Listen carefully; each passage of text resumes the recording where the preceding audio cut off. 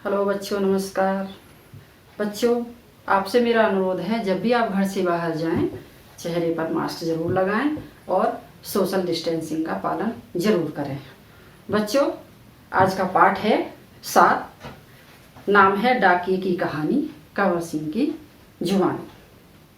बच्चों, आज मैंने निर्णय लिया है कि मैं आज आपको रीडिंग करना सिखाऊंगी। मैंने देखा है रीडिंग करते समय आपके उच्चारण में बहुत सी गलतियां हो जाती हैं। आप आगे से ऐसी गलतियां ना करें, उसके लिए मैं आपको रीडिंग करना सिखा रही हूँ। तो बच्चों, पाठ 7 का पेज नंबर 58 एंड 59 निकाल करके रखें और मेरे रीडिंग करने को ध्यान से सुनें। शिमला की माल रोड पर जनरल पोस्ट ऑफिस है। उसी पोस्ट ऑफिस के एक कमरे में डाक छांटने का काम चल रहा है। सुबह के 11:30 बजे हैं। खिड़की से गुनगुनी धूप छनकर आ रही है। इस धूप का मजा लेते हुए 2 पैकर और 3 महिला डाकिया फटाफट डाक छांटने का काम कर रहे हैं।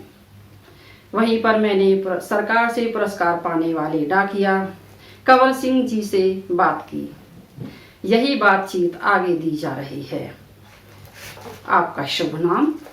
मेरा नाम कंवर सिंह है। मैं हिमाचल प्रदेश के शिमला जिले के नेरवा गांव का निवासी हूँ। मेरी उम्र 45 साल है।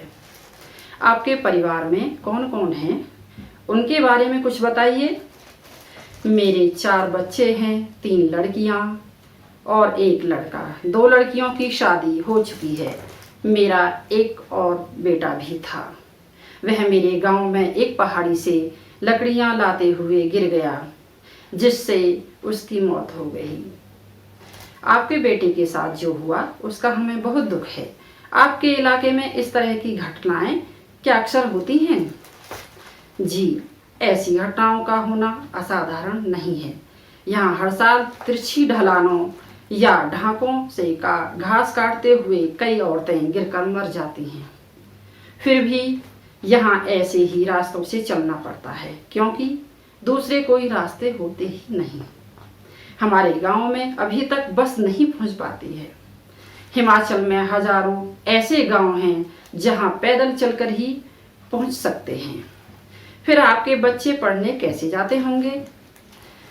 मेरे बच्चे गांव के स्कूल में पढ़ने जाते हैं। स्कूल लगभग 5 किलोमीटर दूर है। मेरी एक लड़की 10वीं कक्षा तक पढ़ी है, दूसरी 12वीं तक, तीसरी लड़की 12वीं कक्षा में पढ़ रही है। बेटा 10वीं में पढ़ता है। आप जहां काम करते हैं वहां आपके अलावा और कौन कौन है? क्या आपको डाकिया ही कहकर बुलाते हैं? पहले मैं भारतीय डाक सेवा में ग्रामीण डाक सेवक था। अब मैं पैकर बन गया हूँ, पर हूँ वही नीली वर्दी वाला डाक सेवक। डाक सेवक को करना क्या क्या होता है? मुझे बहुत कुछ करना होता है। चिट्ठियाँ, रजिस्ट्री पत्र, पार्सल, बिल, बूढ़े लोगों की पेंशन आदि छोड़ने गांव-गांव जाता हूँ। क्या यह सब अभी भी करना पड़ता है? क्योंकि अब तो सूचना और संदेश देने के बहुत से नए तरीके आ गए हैं। शहरों में भले ही आज संदेश देने के कई साधन आ गए हैं, जैसे फ़ोन, मोबाइल, ईमेल वगैरह, लेकिन गांव में तो आज भी संदेश पहुंचाने का सबसे बड़ा जरिया डाक ही है। इसलिए गांव में लोग डाकिये का बड़ा आदर और सम्मान करते हैं। अपनी चिट्ठी आदि पाने के लिए डाकिये का इंतजार करते हैं। हमने सुना है कि हमारी डाक सेवा दुनिया की सबसे बड़ी डाक सेवा है। यह भला कैसे?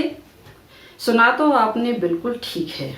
हमारे देश की डाक सेवा आज भी दुनिया की सबसे बड़ी डाक सेवा है और सबसे सस्ती भी। केवल 5 रुपए में देश के किसी भी कोने में हम चिट्ठी भेज सकते हैं। पोस्ट कार्ड तो केवल 50 पैसे का ही है, यानी 50 पैसे में भी हम देश के हर कोने में अपना संदेश भेज सकते हैं। आपको अपनी नौकरी में मज़ा तो बहुत आता होगा। मुझे अपनी नौकरी बहुत अच्छी लगती है। जब मैं दूर नौकरी करने वाले सिपाही का मनी ऑर्डर लेकर उसके घर पहुंचाता हूं, तो उसके बूढ़े माँ बाप का खुशी भरा चेहरा देखते ही बनता है। ऐसे ही जब किसी का रजिस्ट्री पत्र पहुंचाता हूँ, जिसमें कभी रिजल्ट कभी नियुक्ति पत्र होता है, तो लोग बहुत खुश होते हैं। बूढ़े दादा और बूढ़ी नानी तो पेंशन के पैसे मिलने पर बहुत ही खुश होते हैं। 6 महीनों तक वे मेरा इसके लिए इंतज़ार करते हैं। हिमाचल में बूढ़े लोगों को पेंशन हर 6 महीनों के बाद इकट्ठी ही दी जाती है। आप क्या शुरू से इसी डाकघर में काम कर रहे हैं? शुरू में तो मैंने लाहौल स्पीति जिले के किब्बर गांव में 3 साल तक नौकरी की है। यह हिमाचल का सबसे ऊंचा गांव है। इसके बाद 5 साल तक इसी जिले के काजा में और 5 साल तक किन्नौर जिले में नौकरी की है। उस वक्त इन गांवों में टेलीफोन नहीं थे। बसें भी सिर्फ मुख्यालयों तक ही जाती थी। अभी भी कई ऐसे गांव हैं जहां न तो बस जाती है और न ही वहां टेलीफोन है। ऐसी जगह में ग्रामीण डाक सेवक का बहुत मान किया जाता है। आप पहाड़ी इलाके में रहते हैं, जाहिर है डाक पहुंचाना आसान काम तो नहीं होगा। हाँ, मुश्किलें तो आती ही हैं। जब मैं किन्नौर जिले के मुख्यालय रिकांगपिओ में नौकरी करता था तो सुबह 6 बजे मेरी ड्यूटी शुरू हो जाती थी। मैं 6 बजे सुबह शिमला जाने वाली बस में डाक का बोरा रखता था और रात को 8 बजे शिमला से आने वाली बस से डाक का बोरा उतारता था। पैकर को ये सब काम करने पड़ते हैं। किन्नौर और लाहौल स्पीति हिमाचल प्रदेश के बहुत ठंडे तथा ऊंचे जिले हैं। इन जिलों में अप्रैल महीने में भी बर्फबारी हो जाती है। बर्फ में चलते हुए पैरों को ठंड से बचाना पड़ता है, वरना स्नोबाइट हो जाते हैं, जिससे पैर नीले पड़ जाते हैं और उनमें गैंग्रीन हो जाती है, जिससे उंगलियां झड़ सकती हैं। इन जिलों में मुझे एक घर से दूसरे घर तक डाक पहुंचाने के लिए लगभग 26 किलोमीटर रोजाना चलना पड़ता था। हिमाचल में एक गांव से दूसरे गांव की दूरी लगभग 4 या 5 किलोमीटर तक होती है। हिमाचल के गांव छोटे छोटे होते हैं। एक गांव में बस 8 से 10 या कभी कभी 6-7 घर ही होते हैं, इसीलिए चलना काफ़ी पड़ता है। चलना तो खैर हमारी आदत में ही शामिल हो चुका है। ग्रामीण डाकिये की ज़िंदगी में तो चलना ही चलना है। आपने बताया था कि पहले आप डाक सेवक थे, अब पैकर हैं। इसके आगे भी कोई प्रमोशन है क्या?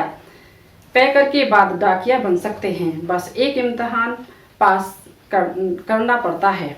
अभी तो काम के हिसाब से हमारा वेतन काफ़ी कम रहता है। सारा दिन कुर्सी पर बैठकर काम करने वाले बाबू का वेतन कहीं ज़्यादा होता है। पैकर का वेतन बाबू के जितना ही हो जाता है। अब तो डाकिये की नौकरी में लगना भी बहुत मुश्किल हो चुका है। हम में से जितने डाकिये रिटायर हो चुके हैं, उनकी जगह नए डाकियों को नहीं रखा जा रहा है। इससे पुराने डाकियों पर काम का बोझ दिन प्रतिदिन बढ़ता ही जा रहा है। न जाने आने वाला समय कैसा होगा। धन्यवाद।